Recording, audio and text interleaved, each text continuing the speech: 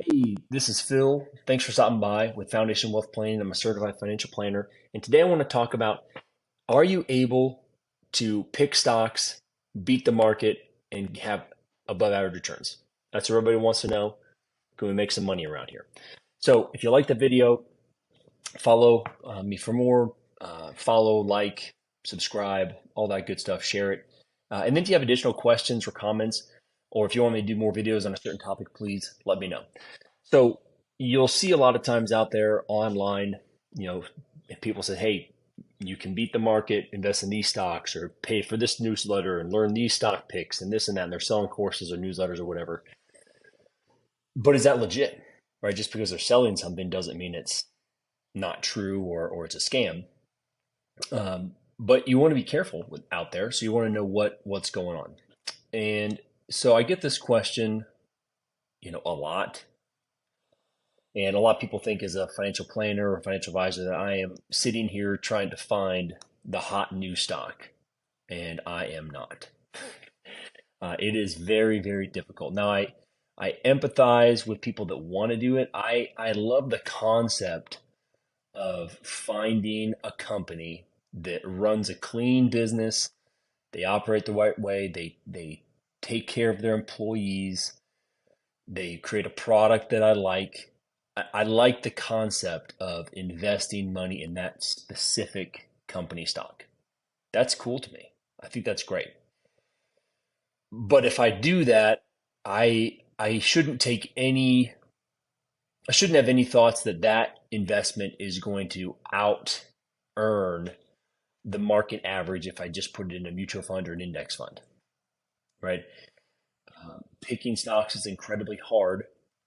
You have to make a lot of forecasts. So you can look at their balance sheet and their profit and loss and look at their company and look at where they are in the market and say, okay, here's what they've done in the past. But then you have to predict in the future, what are they going to do? And there's so many factors that come from regulatory things to, lobbyists. There's a lot of back alley deals that happen, a lot of lobbying efforts in various industries, and certain companies can take advantage of those. But we, as the average person, don't really know what's happening on those fronts until it's already happened. And at that point, it's hard to get in on it. So, and the other thing is, if you do pick that one stock that's a big winner, in order for it to change your life, you probably would have had to put a lot of money into that stock, which would be incredibly risky.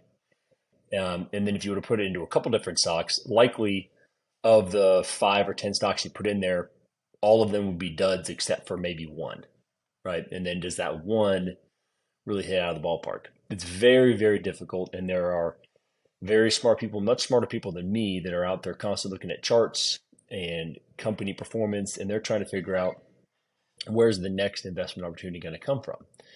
And I saw this chart by Charlie Balello on Twitter. He just does a lot of charts out there. This was something that kind of inspired this discussion. But I had seen this, and it talks about over the last 20 years, 24% of the S&P 500's constituents outperformed the average stock.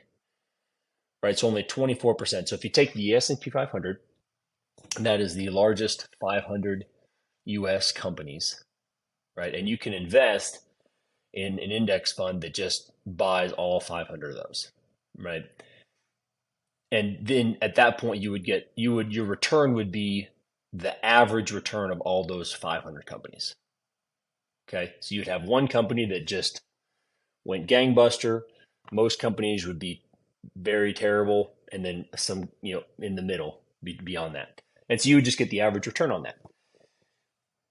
By doing that strategy, and by this chart over the last 20 years, you would have beaten 76% of the individual companies within the S&P 500, right? So there were only 24 stocks, or 24% of those 500 stocks, that outperformed the average.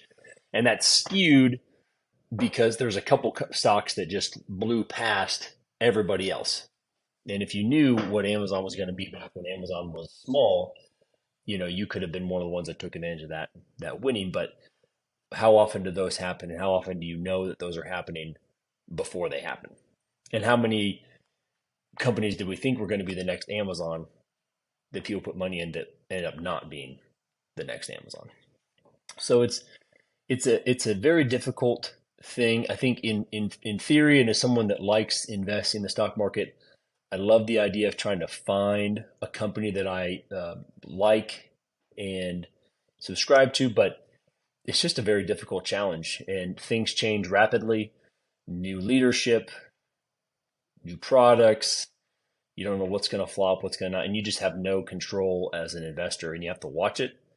And if you think it's going to no longer be a good investment, then you got to sell it, and that's did you make the right decision? So, um, in my experience, the answer would be, well, in theory, yes, you could pick a stock to beat the market, but it is going to be very difficult. So in actuality, most likely, no, you will not be able to pick a stock that could beat the market. So keep that in mind when you're out there. And again, if you just have a company that you like their product and you like what they stand for, you could certainly invest in that company, but don't have any illusions that they might be the next uh, big winner, because most likely they're not going to be. So then we move on to mutual funds, and a similar theory applies there. So you can get a mutual fund, and you could get a fund that has a mutual fund manager that is trying to pick stocks, right? So you could pick, and most mutual fund managers base their stocks based on, well, past performance of the company, but also future. They have to, what you're doing when you're trying to pick a stock is you're trying to project what that company is going to do over the next 5, 10, 15 years. And that's a difficult proposition. And as a mutual fund manager, meaning the person that is in charge of the mutual fund, and they're the one that's picking those stocks, right? And we just talked about how difficult it is to pick the next stock. Well, as a mutual fund manager, you're competing, and this would be the same as a retail investor, just somebody that's out there picking a company stock.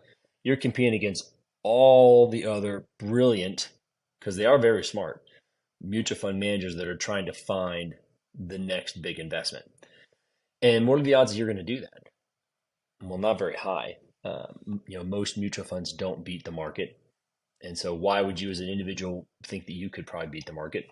Chances are low. Again, it's possible, but very low.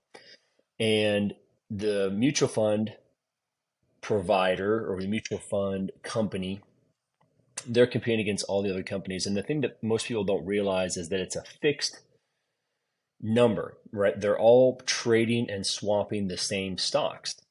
So if one mutual fund sells 100 shares of one stock, another mutual fund is going to buy 100 shares of that same stock, and you're just trading things back and forth. There's not an unlimited supply of stocks and knowledge. There's a fixed supply of stocks and shares out there, and all these companies are trading them back and forth. So who's going to be the winner? It's hard to say.